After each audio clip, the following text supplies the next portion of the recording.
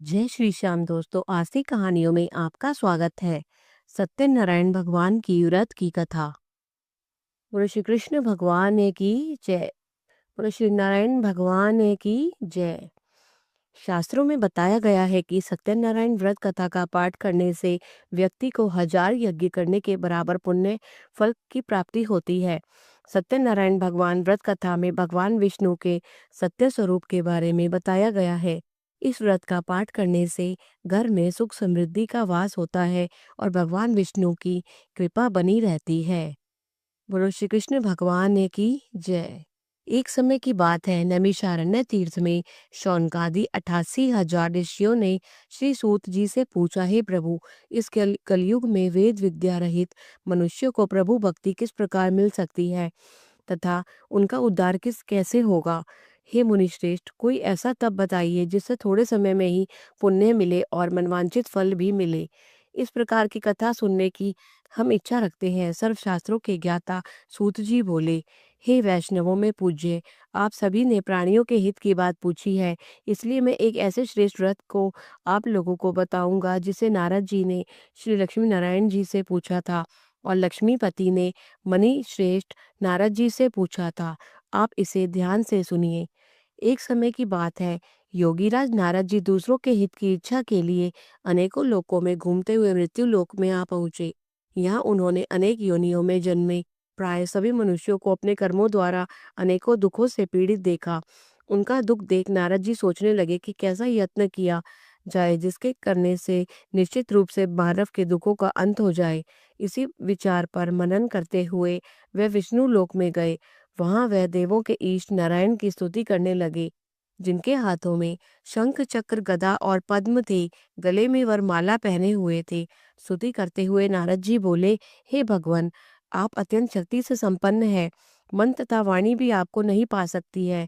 आपका यदि मध्य तथा अंत नहीं है, निर्गुण स्वरूप सृष्टि के कारण भक्तों के दुख को दूर करने वाले हैं। आपको मेरा नमस्कार है।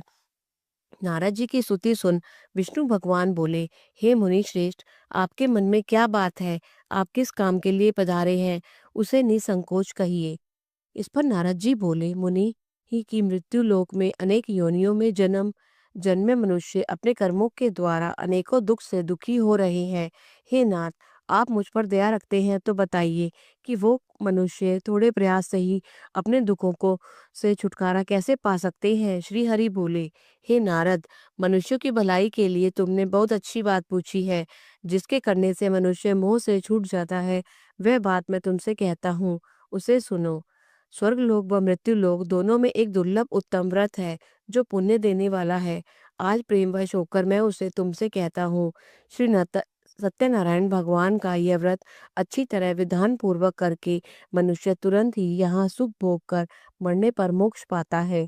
श्री हरि के वचन सुन नारद जी बोले कि उस व्रत का फल क्या है, उसका विधान क्या है, यह व्रत किसने किया था, इस व्रत को किस दिन करना चाहिए, सभी कुछ विस्तार से बताएं।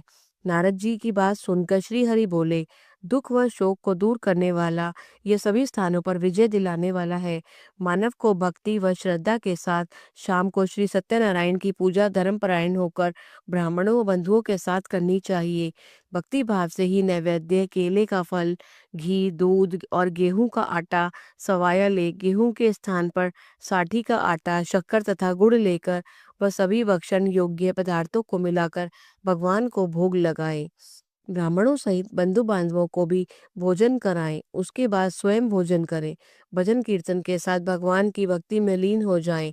इस तरह से सत्यनारायण भगवान का यह व्रत करने पर मनुष्य की सारी इच्छाएं निश्चित रूप से पूरी होती हैं। इसी कलिकाल अर्थात कलयुग में मृत्यु लोक में मोक्ष का यही एक सरल उपाय बताया गया है। श्री सत्यनारायण व्रत कथा का पहला अध्याय संपूर्ण हुआ। बोले श्री सत्यनारायण भगवान की जय। सत्यनारायण भगवान की व्रत कथा का दूसरा अध्याय। सूत जी बोले, हे ऋषियों, जिसने पहले समय में इस व्रत को किया था उसका इतिहास कहता हूँ, ध्यान से सुनो। सुंदर काशीपुरी नगरी में एक अत्यंत निर्धन ब्राह्मण रहता था। भूख प्यास से परेशान वह धरती पर घूमता रहता था। ब्राह्मणों से प्रेम करने वाले भगवान ने एक दिन ब्राह्मण का वेश धारण कर उसके पास जाकर पूछा, हे विप्र, नित्य दुखी होकर तुम पृथ्वी पर क्यों घूमते हो? दीन ब्राह्मण बोला, मैं निर्धन ब्राह्मण हूँ, भिक्षा के लिए धरती पर घूमता हूँ। हे भगवान, यदि आप इसका कोई उपाय जानते हो तो बताइए। वृद्ध ब्राह्मण कहता है, श्री सत्यनारायण भगवान का मनोवांछित फल देने वाले हैं, इसलिए तुम उनका पूजन करो। इसे करने से मनुष्य के सभी दुखों से मुक्त हो जाता है। वृद्ध ब्राह्मण बनकर आए सत्यनारायण भगवान उस निर्धन ब्राह्मण को व्रत का सारा विधान बताकर अंतर्ध्यान हो गए। ब्राह्मण मन ही मन सोचने लगा कि जिस व्रत को वृद्ध ब्राह्मण करने को कह गया है, मैं उसे जरूर करूंगा। यह निश्चय करने के बाद उसे रात में नींद नहीं आई। वे सवेरे उठकर सत्यनारायण भगवान के व्रत का निश्चय कर भिक्षा के लिए चला गया। उस दिन निर्धन ब्राह्मण को भिक्षा में बहुत धन मिला, जिससे उसने बंधु बांधवों के साथ मिलकर श्री सत्यनारायण भगवान का व्रत संपन्न किया। भगवान सत्यनारायण का व्रत संपन्न करने के बाद वह निर्धन ब्राह्मण सभी दुखों से छूट गया और अनेक प्रकार की संपत्तियों से युक्त हो गया। उसी समय से यह ब्राह्मण हर माह इस व्रत को करने लगा। इस तरह से सत्यनारायण भगवान के व्रत को जो मनुष्य करेगा, वह सभी प्रकार के पापों से छूटकर मोक्ष को प्राप्त होगा। जो मनुष्य इस व्रत को करेगा, वह भी सभी दुखों से मुक्त हो जाएगा। सूत जी बोले, इस तरह से नारद जी से नारायण जी का कहा हुआ श्री सत्यनारायण व्रत को मैंने तुमसे कहा। हे विप्रो, अब मैं और क्या कहूँ? ऋषि बोले, हे मुनिवर, संसार में उस विप्र से सुनकर और किस किस ने इस व्रत को किया, हम सब इस बात को सुनना चाहते हैं। इसके लिए हमारे मन में श्रद्धा का भाव है। सूत जी बोले, हे मुनियों, जिस जिसने इस व्रत को किया है वे सब सुनो। एक समय वही विप्र धन व ऐश्वर्य के अनुसार अपने बंधु बांधवों के साथ इस व्रत को करने को तैयार हुआ। उसी समय एक लकड़ी बेचने वाला बूढ़ा आदमी आया और लकड़ियां बाहर रखकर अंदर ब्राह्मण के घर में गया। प्यास से दुखी वह लकड़हारा उनको व्रत करते देख विप्र को नमस्कार कर पूछने लगा कि आप यह क्या कर रहे हैं? तो उन्होंने बताया कि व्रत कर रहा हूँ तथा इसे करने से क्या फल मिलेगा, कृपया करके मुझे बताइए। ब्राह्मणों ने कहा कि सब मनोकामनाओं को पूरा करने वाला यह सत्यनारायण भगवान का व्रत है। इनकी कृपा से ही मेरे घर में धन धान्य आदि की वृद्धि हुई है। विप्र से सत्यनारायण व्रत का बारे में जानकर लकड़हारा बहुत प्रसन्न हुआ। चरणामृत लेकर वह प्रसाद खाने के बाद वह अपने घर को गया। लकड़हारे ने अपने मन में संकल्प किया कि आज लकड़ी बेचने से जो धन मिलेगा, उसी से श्री सत्यनारायण भगवान का उत्तम व्रत करूंगा। मन में इस विचार को ले बूढ़ा आदमी सिर पर लकड़ियां रख उस नगर में बेचने गया जहाँ धनी लोग ज्यादा रहते थे। उस नगर में उसे अपनी लकड़ियों का दाम पहले से 4 गुना अधिक मिला। बूढ़ा प्रसन्नता के साथ दाम लेकर केले, शक्कर, घी, दूध, दही और गेहूं का आटा ले सत्यनारायण भगवान के व्रत की अन्य सामग्रियां लेकर अपने घर में गया। वहां उसने अपने बंधु बांधवों को बुलाकर विधि विधान से सत्यनारायण भगवान का पूजन और व्रत किया। इस व्रत के प्रभाव से वह बूढ़ा लकड़हारा धन, पुत्र आदि से युक्त होकर संसार के समस्त सुख भोग अंत काल में बैकुंठ धाम को चला गया। श्री सत्यनारायण व्रत कथा का दूसरा अध्याय संपूर्ण हुआ। बोले श्री सत्यनारायण भगवान की जय। सत्यनारायण भगवान की व्रत कथा का तीसरा अध्याय। सूत जी बोले, हे मुनि श्रेष्ठ, अब आगे की कथा कहता हूँ। पहले समय में उल्का मुख नाम का एक बुद्धिमान राजा था। वह सत्यवक्ता और जितेंद्रिय था। प्रतिदिन देव स्थानों पर जाता और निर्धनों को धन देकर उनके कष्ट दूर करता था। उसकी पत्नी कमल के समान मुख वाली तथा सती साध्वी थी। भद्रशिला नदी के तट पर उन दोनों ने सत्य नारायण भगवान का व्रत किया। उसी समय साधु नाम का एक वैश्य आया। उसके पास व्यापार करने के लिए बहुत सा धन भी था। राजा को व्रत करते देखकर वह विनय के साथ पूछने लगा कि हे राजन, भक्ति भाव से पूर्ण होकर आप यह क्या कर रहे हैं? मैं सुनने की इच्छा रखता हूँ, तो आप मुझसे कहिए। राजा बोला, हे साधु, अपने बंधु बांधवों के साथ पुत्रादि की प्राप्ति के लिए एक महान शक्तिमान श्री सत्यनारायण भगवान का व्रत व पूजन कर रहा हूँ। राजा के वचन सुन साधु आदर से बोला, हे राजन, मुझे इस व्रत का सारा विधान कहिए। आपके कथनानुसार मैं इस व्रत को करूंगा। मेरी भी संतान नहीं है और इस व्रत को करने से निश्चित रूप से मुझे संतान की प्राप्ति होगी। राजा से व्रत का सारा विधान सुन व्यापार से निवृत्त हो वह अपने घर को आया। साधु वैश्य ने अपनी पत्नी को संतान देने वाले इस व्रत का वर्णन क्या सुनाया और कहा कि जब मेरी संतान होगी तब मैं इस व्रत को करूंगा। साधु ने इस तरह के वचन अपनी पत्नी लीलावती से कहे। एक दिन लीलावती पति के साथ आनंदित हो सांसारिक धर्म में प्रवृत्त होकर श्री सत्यनारायण भगवान की कृपा से गर्भवती हो गई। 10वें महीने में उसके गर्भ से एक सुंदर कन्या ने जन्म लिया। दिनों दिन वह ऐसे बढ़ने लगी जैसे शुक्ल पक्ष का चंद्रमा बढ़ता है। माता पिता ने अपनी कन्या का नाम कलावती रखा। एक दिन लीलावती ने मीठे शब्दों में अपने पति को याद दिलाया कि अपने ये सत्यनारायण भगवान के जिस व्रत को करने का संकल्प किया था उसे करने का समय आ गया है। आप इस व्रत को करिए। साधु बोला कि हे वे प्रिय, इस व्रत को मैं उसके विवाह पर करूंगा। इस प्रकार अपनी पत्नी को आश्वासन देकर वह नगर को चला गया। कलावती पिता के घर में रह वृद्धि को प्राप्त हो गई। साधु ने एक बार नगर में अपनी कन्या को सखियों के साथ देखा तो तुरंत ही दूत को बुलाया और कहा कि मेरी कन्या के योग्य वर देखकर लाओ। साधु की बात सुनकर दूत कंचन नगर में पहुंचा। वहां देखभाल कर लड़की के सुयोग्य वाणिक पुत्र को ले आया। सुयोग्य लड़के को देख साधु ने बंधु बांधवों को बुलाकर अपनी पुत्री का विवाह कर दिया। लेकिन दुर्भाग्य की बात यह कि साधु ने अभी भी श्री सत्यनारायण भगवान का व्रत नहीं किया। इस पर श्री भगवान क्रोधित हो गए और श्राप दिया कि साधु को अत्यधिक दुख मिले। अपने कार्य में कुशल साधु बनिया जमाई को लेकर समुद्र के पास स्थित होकर रत्नासागर में नगर में आया। वहां जाकर दामाद ससुर दोनों मिलकर चंद्रकेतु राजा के नगर में व्यापार करने लगे। एक दिन भगवान सत्यनारायण की माया से एक चोर राजा का धन चुराकर भाग रहा था। उसने राजा के सिपाहियों को अपना पीछा करते देख चुराया हुआ धन वहां रख दिया जहां साधु अपने जमाई के साथ ठहरा हुआ था। राजा के सिपाहियों ने साधु वैश्य के पास जाकर धन का को पड़ा देखा और ससुर जमाई दोनों को बांधकर प्रसन्नता से राजा के पास ले गए और कहा कि उन दोनों चोरों ने ये हम पकड़ कर लाए हैं। आप आगे की कार्यवाही की आज्ञा दें। राजा की आज्ञा से उन दोनों की कठिन कारावास में डाल दिया गया। उनका सारा धन भी छीन लिया गया। श्री सत्यनारायण भगवान से श्राप से साधु की पत्नी भी बहुत दुखी हुई। घर में जो धन रखा था उसे चोर चुरा ले गए। शारीरिक तथा मानसिक पीड़ा व भूख प्यास से अति दुखी हो अन्न की चिंता में कलावती के ब्राह्मण के घर आई। वहां उसने श्री सत्यनारायण भगवान का व्रत होते देखा। फिर कथा भी सुनी।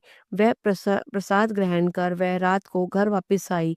माता के कलावती से पूछे ने कि हे पुत्री, तुम कहाँ गई थी और तेरे मन में क्या है और तेरे तन में क्या है? कलावती ने अपनी माता से कहा, हे माता, मैंने एक ब्राह्मण के घर में श्री सत्यनारायण भगवान का व्रत देखा है। कन्या के वचन सुन से लीलावती भगवान के पूजन की तैयारी करने लगी। लीलावती ने परिवार व बंधुओं सहित श्री सत्यनारायण भगवान का पूजन किया और उससे वर मांगा कि मेरे पति और जमाई शीघ्र घर आ जाएं। साथ ही यह प्रार्थना की कि हम सब अपराध को क्षमा करें। श्री सत्यनारायण भगवान इस व्रत से संतुष्ट हो गए और राजा चंद्रकेतु को सपने में दर्शन दे कहा, हे राजन, तुम उन दोनों वैश्यों को छोड़ दो। तुमने उनका जो धन लिया है उसे वापस कर दो। अगर ऐसा नहीं किया तो मैं तुम्हारा धन, राज्य व संतान सभी को नष्ट कर दूंगा। राजा को यह सब कहकर वे अंतर्ध्यान हो गए। प्रातःकाल सभा में राजा ने अपना सपना सुनाया। फिर बोले कि वणिक पुत्रों को कैद से मुक्त कर दो और सभा में लाओ। दोनों ने आते ही राजा को प्रणाम किया। राजा मीठी वाणी में बोला, हे मानव भावों, भाग्यवश ऐसा कठिन दुख तुम्हें प्राप्त हुआ है, लेकिन अब तुम्हें कोई भय नहीं है। ऐसा कह राजा ने उन दोनों को नए वस्त्राभूषण भी पहनाए और जितना धन उनका लिया था उससे दुगुना धन वापस कर दिया। दोनों वैश्य अपने घर को चले गए। बोलो श्री कृष्ण भगवान की जय। सत्यनारायण व्रत कथा का तीसरा अध्याय संपूर्ण हुआ। बोलो सत्यनारायण भगवान की जय। सत्यनारायण भगवान की व्रत कथा का चौथा अध्याय। सूत जी बोले, वैश्य ने मंगलाचार कर अपनी यात्रा आरंभ की और अपने नगर की ओर चल दिया। उनके थोड़ी दूर जाने पर एक दंडी वेशधारी सत्यनारायण ने उनसे पूछा, हे साधु, तेरी नाव में क्या है? अभिवाणी वणिक हंसता हुआ बोला, हे दंडी, आप क्यों पूछते हो? क्या धन लेने की इच्छा है? मेरी नाव में तो बेल व पत्ते भरे हुए हैं। वैश्य के कठोर वचन सुन भगवान बोले, तुम्हारा वचन सत्य हो। दंडी के ऐसे वचन कह वहां से दूर चले गए। कुछ दूर जाकर समुद्र के किनारे बैठ गए। दंडी के जाने के बाद साधु वैश्य ने नित्य क्रिया के पश्चात नाव को ऊंची उठते देखकर अचंभा माना और नाव में बेल पत्ते आदि देख वह मूर्छित हो जमीन पर गिर पड़ा। मूर्छा खुलने पर वह अत्यंत शोक में डूब गया। तब उसका दामाद बोला कि आप शोक न मनाएं, यह दंडी का शाप है, इसलिए हमें उनकी शरण में जाना चाहिए, तभी हमारी मनोकामना पूरी होगी। दामाद की बात सुनकर वह दंडी के पास पहुंचा और अत्यंत भक्तिभाव नमस्कार करके बोला, मैंने आपसे जो जो असत्य वचन कहे थे उनके लिए मुझे क्षमा कर दें। ऐसा कह कहकर महान शोकातुर हो रोने लगा। तब दंडी भगवान बोले, हे वणिक पुत्र, मेरी आज्ञा से बार बार तुम्हें दुख प्राप्त हुआ है, तू मेरी पूजा से विमुख हुआ। साधु बोला, हे भगवान, आपकी माया से ब्रह्मा आदि देवता भी आपके रूप को नहीं जानते, तब मैं अज्ञानी कैसे जान सकता हूँ।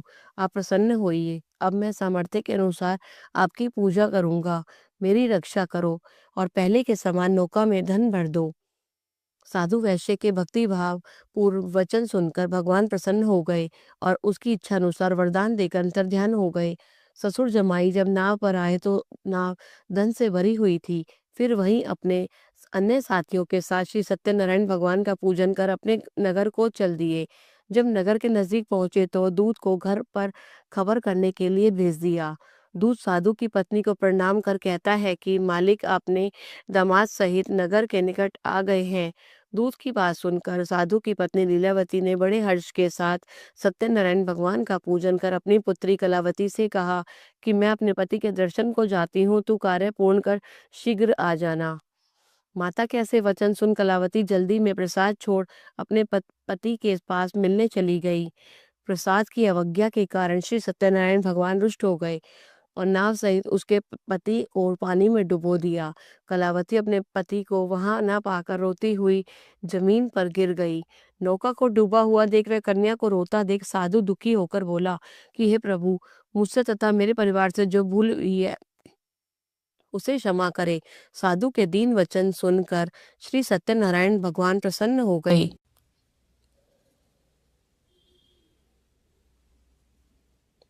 और आकाशवाणी हुई, हे साधु, तेरी कन्या मेरे प्रसाद को छोड़कर आई है, इसलिए उसका पति अदृश्य हो गया है।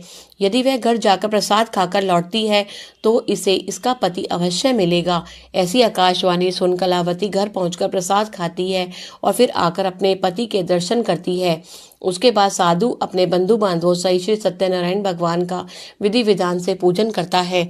इस लोक का सुख भोग वह अंत में स्वर्ग को जाता है। श्री सत्यनारायण व्रत कथा का चौथा अध्याय संपूर्ण हुआ। बोलिए श्री सत्यनारायण भगवान की जय। सत्यनारायण भगवान की व्रत कथा का 5वां अध्याय। सूत जी बोले, हे ऋषियों, मैं और भी एक कथा सुनाता हूँ, उसे भी ध्यान पूर्वक सुनो। प्रजा पालन में लीन तुंगध्वज नाम का एक राजा था। उसने भी भगवान का प्रसाद त्याग कर बहुत ही दुख सहन किया। एक बार वन में जाकर वन पशुओं को मारकर वह बड़ के पेड़ के नीचे आया।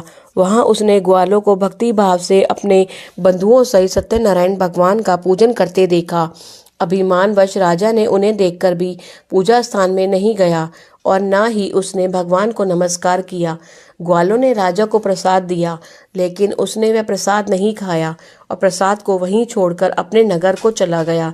जब वह नगर में पहुंचा तो वहां सब कुछ तहस नहस हुआ पाया, तो वह शीघ्र ही समझ गया कि यह सब भगवान ने ही किया। दोबारा ग्वालों के पास पहुंचा और विधि पूर्वक पूजा करके प्रसाद खाया तो श्री सत्यनारायण भगवान की कृपा से सब कुछ पहले जैसा हो गया। दीर्घ काल तक सुख भोगने के बाद मरणोपरांत उसे स्वर्गलोक की प्राप्ति हुई। जो मनुष्य परम दुर्लभ इस व्रत को करेगा तो भगवान सत्यनारायण की अनुकंपा से उसे धन धान्य की प्राप्ति होगी। निर्धन धनी हो जाता है और भयमुक्त हो जाता है। और संतानहीन मनुष्य को संतान सुख मिलता है और सारे मनोरथ पूर्ण होने पर मानव अंतकाल में बैकुंठ को जाता है। सूत जी बोले, जिन्होंने पहले इस व्रत को किया है, अब उनके दूसरे जन्म की कथा कहता हूँ। वृषतानंद ब्राह्मणों ने सुदामा का जन्म लेकर मोक्ष की प्राप्ति की। लकड़हारे ने अगले जन्म में निषाद बनकर मोक्ष प्राप्त किया। उल्का मुख नाम का राजा दशरथ होकर बैकुंठ हो गया। साधु नाम के वैश्य ने मोर ध्वज बनकर अपने पुत्र को आरे से चीर कर मोक्ष पाया। महाराज तुंगध्वज ने स्वयंभू होकर भगवान में भक्ति युक्त हो कर्म कर मोक्ष पाया। श्री सत्यनारायण व्रत कथा का 5वां अध्याय संपूर्ण हुआ। बोलिए श्री सत्यनारायण भगवान की जय। जय लक्ष्मी रमणा, जय स्वामी, जय लक्ष्मी रमणा। इस आरती को कीजिए। इसके बाद बोलो श्री कृष्ण भगवान की जय। अगर आपको सत्यनारायण भगवान की कथा पसंद आई, कृपया करके इसे लाइक कीजिए और अधिक से अधिक शेयर कीजिए। बोलो सत्यनारायण भगवान की जय।